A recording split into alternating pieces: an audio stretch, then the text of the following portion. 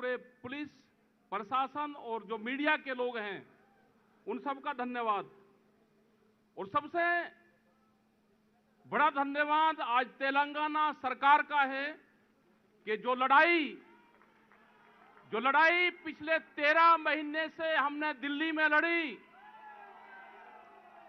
आज उस लड़ाई को साक्षात होते हम देख रहे हैं कि कोई स्टेट की सरकार आज किसान के इशू पे दिल्ली में इस देश के किसान के साथ में आई। और इशू कोई और नहीं है, इशू है फसलों के दाम के सवाल पे। जो 13 महीने भारत सरकार को बात बताई कि हमारे फसलों के दाम चाहिए, हमको एमएसपी गारंटी कानून चाहिए। पूरे देश में जो 23 फसलें हैं, जो दूसरी और फसलें भी हैं, उन पे भी एमएसपी चाहिए। किसान को लाभकारी मूल्य चाहिए। लेकिन जो भारत सरकार है 13 महीने के आंदोलन में भी उसकी समझ में नहीं आई। ये कई मुख्यमंत्री अभी आए जिन्होंने किसान के इशू पे बातचीत की। छत्तीसगढ़ के मुख्यमंत्री गए तो उन्होंने सिफारिश करी कि जब आपकी भारत सरकार से बातचीत हो तो हमारी फाइल रुकी हुई है, उस फाइल की भी बात करना। तेलंगाना के मुख्यमंत्री से बात हुई कि फसलों के दाम नहीं मिल रहे, हमारे स्टेट में फसलों की खरीद नहीं होती, आप आंदोलन की शुरुआत करो। ममता बनर्जी से बात हुई, उन्होंने कहा कि फसलों की खरीद नहीं होती, आप बातचीत करो। देश में हो क्या रहा है? मतलब किसान ऐसे ही मरता रहेगा? किसान आंदोलन करेगा तो उसके खिलाफ पर्चे दर्ज होंगे। किसान अगर आंदोलन की बात करेगा तो उसको ईडी और उसके जो भी उसके समकक्ष आएंगे, कोई अधिकारी आएगा तो उसके खिलाफ पर्चे दर्ज होंगे।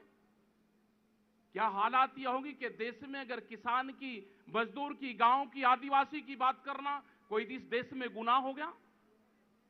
क्या इसकी कंप्लेंट कहीं यूएनओ में करें? लेकिन यह देश का किसान कमजोर नहीं है, ना था और ना है। यह देश का किसान लड़ेगा। जो उसकी लड़ाई है, जो उसके हक हुकूक है, उसके लिए लड़ेगा। फसलों के दाम चाहिए, गारंटी कानून, एमएसपी गारंटी कानून। जब एमएसपी की बात करते हैं तो कहते हैं जी एग्रीकल्चर स्टेट का सब्जेक्ट है, कि स्टेट वाले खरीद करेंगे। स्टेट वाले जब 500 रुपया ज्यादा देते हैं तो उनकी खरीद बंद करते हैं। यह अन्याय है किसान के साथ में। और एक और बड़े आंदोलन की देश में जरूरत है। आज हमको प्रेस वाले जैसे ही इनसे बाहर जाएंगे तो प्रेस के लोग कहेंगे जी आप तो पॉलिटिकल मंच पाए। लेकिन यहां कोई पॉलिटिकल मंच नहीं है। जो देश में किसान की बात करेगा हम उसके साथ खड़े होंगे। ये कोई पॉलिटिकल नहीं है। यहां के आज जो मुख्यमंत्री हैं वे कोई पॉलिटिकल नहीं है, वे किसान हैं, वे राजतू हैं। यहां के जितने भी मिनिस्टरी बट्टे हैं वे सारे किसान हैं। धान उनके सामने पड़ा हुआ है। जो पेड़ी है वो उसको लेकर आए हैं। ये कोई वोट मांगने नहीं आए यहां पे, ये मांगने आए, अपनी फसलों के दाम मांगने आए हैं। और हम धन्यवाद देना चाहते हैं ऐसे मुख्यमंत्री का। हम स्वागत करेंगे, उसके मंच पे हम बार बार जाएंगे।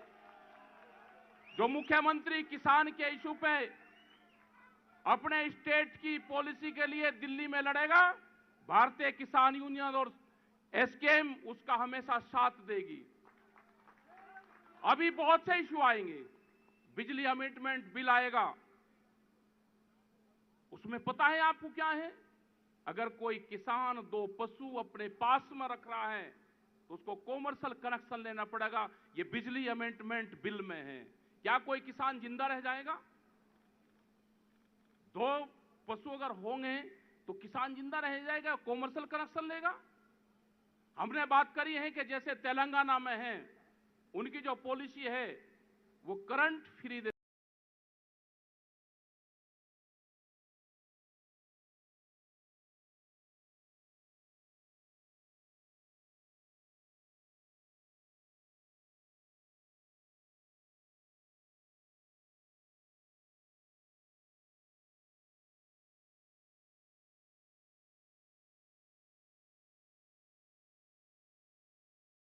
करेगा हम उसका नाम लेंगे। हमने कहा कि वहां पे अगर कोई भी किसान की डेथ होती है तो उसको मुआवजा मिलता है। यह होना चाहिए। यह पूरे देश में क्यों नहीं है? 5 लाख है। वो पूरी पॉलिसी का पता है। आज हिंदुस्तान में सबसे बेहतर अगर पॉलिसी है तो तेलंगाना की है। हम उसका जिक्र करते हैं हर जगह। हम गए, इनकी पॉलिसी का पता किया। हमने कहा कि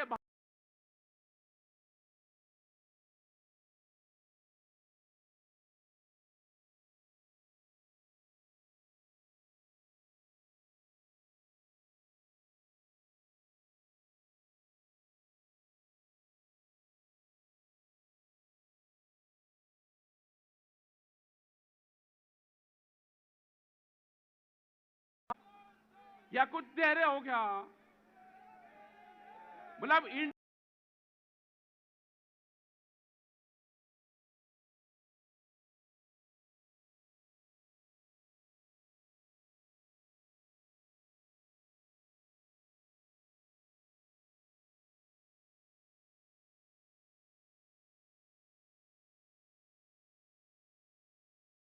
करेंसी है। इंडियन 73 कंट्रियों में हमारा संगठन काम करता है। हम वहां पर जाकर देखते हैं कि 72% तक सब्सिडी। साउंड माइक करो भाई, ठीक माइक करो। ये तो हिंदी समझने वाले लोग हैं। वहां तो आंदोलन ठीक चलेगा। आंदोलन तो होगा। एक आध दिन आंदोलन, भाई मार्च तो हैदराबाद में भी निकलेगा, आएंगे वहां पे भी, और मुख्यमंत्री जी को किसानों के बीच में ही बुलवाएंगे फिर। तो जो इशू है, इशू यह है कि भारत सरकार की पॉलिसी एग्रीकल्चर से अलग हो रही है। ये देश के किसानों की जमीन को बेचना चाहते हैं। आप देखोगे कि किस तरह की पॉलिसी है। हम तो दिल्ली से, यहां से 130 किलोमीटर दूर दिल्ली के किसान आंदोलन करते हैं। दिल्ली को चारों तरफ से घेर के आंदोलन करते हैं। कहते हैं जी लोग कम आए, साउथ से लोग नहीं आए जी, आपके बिहार से लोग नहीं आए जी दिल्ली में, मतलब आने नहीं दिया किसी को। जो सरपंच होता था गांव का, उसकी जिम्मेदारी थी कि आपके गांव से अगर कोई आदमी जाएगा तो उसका नाम बताना पड़ेगा थाने में। मतलब थानेदार चौकीदारी करता था कि दिल्ली के आंदोलन में कोई जा रहे हैं क्या। यह हालात थी। लेकिन उसके बाद में भी आए, और अभी हालात और खराब होंगे।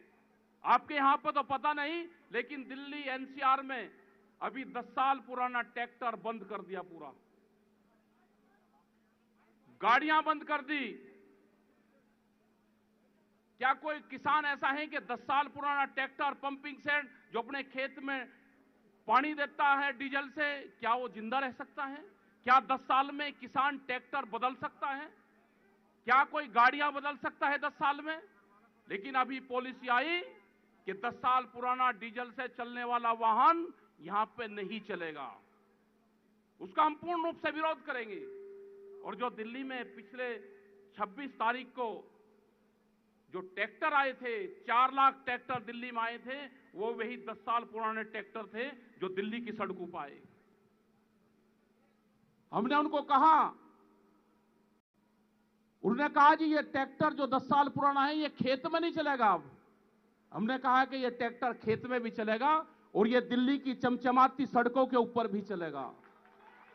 तो देश का किसान 4 लाख ट्रैक्टर देश का किसान दिल्ली की सड़कों पर लेकर आया, जिसमें यह बताया गया कि उन्होंने लाल किले पे राष्ट्रीय ध्वज का अपमान किया। हमने करीब 5-6 लाख राष्ट्रीय ध्वज उन ट्रैक्टरों पर लगाए, पूरी दिल्ली में चलाए। लेकिन एक बदनाम और साजिश करने का एक आरोप लगाया, वो बेबुनियाद था। उसका जवाब दिया देश के जनता ने। और जब भी संयुक्त मोर्चा कोई आह्वान करता था तो पूरे देश का किसान सड़कों पर आता था। वो ट्रैक्टर के माध्यम से आओ, वो पैदल आओ, वो रेल के सामने आओ, वो सड़क पे आओ, उस आंदोलन में पूरे देश के किसानों की भागीदारी थी। और हम आज भी कह रहे हैं, अगर किसान और मजदूर, आदिवासी को जिंदा रहना है तो एक बड़ी लड़ाई लड़नी पड़ेगी। हमने कहा कि जितने भी विपक्ष के मुख्यमंत्री हैं, आप अपनी मीटिंग करो पहले दिल्ली में। आपको क्या करना है, आपकी भूमिका क्या रहेगी? हम किसान तो लड़ते रहेंगे साहब, लेकिन आपकी भूमिका क्या रहेगी? अगर आप नहीं लड़ोगे तो हम तो लड़ाई और आंदोलन करके अपना बचा ले जाएंगे, लेकिन आपकी कुर्सियों का क्या रहेगा? अगला टारगेट तो एक का स्टेट रहेगा आपका। जैसा उत्तर प्रदेश में हुआ, देश में अब कोई चुनाव नहीं है, देश में कोई इलेक्शन और कोर्ट कचहरी नहीं है। अब भूल जाओ उन सबको। 2-2 साल तक देश में फैसले होंगे, उसके बाद में सबको राज्यसभा चाहती है। क्या हो रहा है देश में? लेकिन हम तो सम्मान करते हैं, हम तो कोर्ट का भी सम्मान करते हैं और राज्यसभा का भी सम्मान करते हैं। ये किसान तो आंदोलनकारी हैं, इसको अलग अलग नाम से पुकारा जाता है, उसको पुकारते रहो। हम तो आंदोलन करते रहेंगे। हमको आंदोलन जीवी कहो, हमको खालिस्तानी कहो, हमको पाकिस्तानी कहो, हमको अफगानिस्तानी कहो, हमको गुंडे और मवाली कहो, कुछ ही कहते रहो। हमको तो फसलों के दाम चाहिए। ये आंदोलन जारी रहेगा। एक बड़े आंदोलन की देश में फिर जरूरत है, वो बड़ा आंदोलन फिर देश में होगा। लेकिन उम्मीद ये है कि अब की बार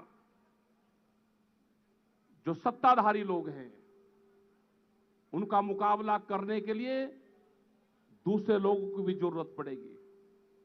आप भी अपना एक गठबंधन बना लो, जो खास करके विपक्ष के लोग हैं, अपना भी एक गठबंधन बना लो। हालात ये हैं आज भी विपक्ष की कि जैसे समुद्र के बीच में पानी के जहाज में सब लोग सवार हैं और वो तूफानों में फंसा हुआ है, लेकिन लड़ाई वहां पे ये हो रही कि इस जहाज का कैप्टन कौन है। कैप्टन तो जब बचोगे जब बाहर किनारे लग जाओगे।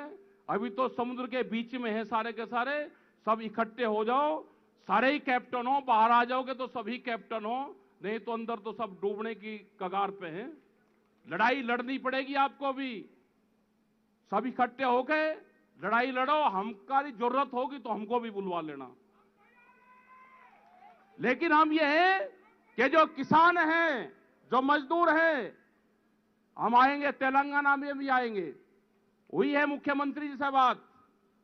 उन्होंने कहा कि हम भी किसान हैं और हम आपकी लड़ाई के साथ में हैं। तो मैं धन्यवाद देना चाहते हैं कि जिन्होंने किसान, अपने आप को किसान बताया मुख्यमंत्री रहते हुए, तो हम आपकी लड़ाई लड़ेंगे। आप अपनी सरकारों की लड़ाई लड़ो और किसानों की लड़ाई हमारे पर छोड़ दो। हम वो लड़ाई लड़ेंगे और पूरे देश भर के किसानों को इकट्ठा करेंगे और एक नई एग्रीकल्चर पॉलिसी देश में लागू हो। एग्रीकल्चर पॉलिसी क्या होगी, किसानों का हक में क्या होगा, देश में जो बेरोजगारी है उसका क्या होगा, महंगाई पे क्या हाल होगा। आज क्या हाल हो रहा है, पेट्रोल के, डीजल के, इसके क्या रेट हैं, गैस के सिलेंडर का क्या हाल है, महंगाई, एजुकेशन के इसके क्या हाल है, मेडिकल फैसिलिटीज का क्या हो रहा है। लेकिन उसकी तरफ कोई ध्यान नहीं है। ध्यान सिर्फ एक बात का है कि हिंदू मुस्लिम करवाओ, लोगों को फाड़ो, इनमें लड़ाइयां करवाओ। सरकार तो ऐसी नहीं होती थी कि झगड़ा करवावे, लेकिन आज चल यही रहा है कि झगड़ा करवाओ, वोट लो, झगड़ा करवाओ, वोट लो। इससे नहीं काम चलेगा। काम चलेगा फसलों के दाम से, एमएसपी गारंटी कानून से। जो एक समझौता हुआ था हमारा दिल्ली में, उस समझौते में यह था कि एमएसपी गारंटी कानून पे एक कमेटी बनेगी। उस कमेटी के लिए हमने बात की तो उन्होंने कहा कि अपने 2-3 लोगों के नाम दे दो।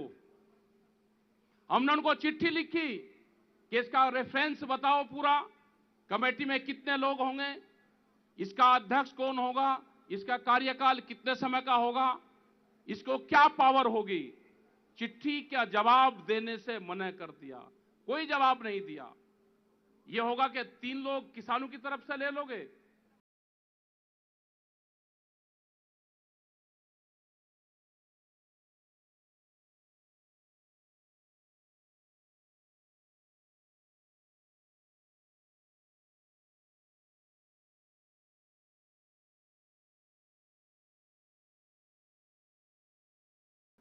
ग्यारह लोगों की अगर कमेटी बनी, बिहार में 800 से और 900 रुपए पे पेड़ी की खरीद होती है इसकी। क्या कोई किसान बच जाएगा?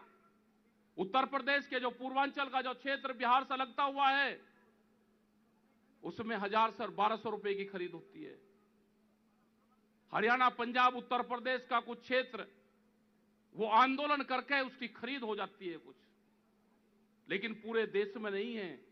बाजरा 1000 से 1100 रुपए बिकता है, मक्का 800 रुपया बिकती है। मतलब आधे रेट में फसलों की खरीद होती है। इसलिए देश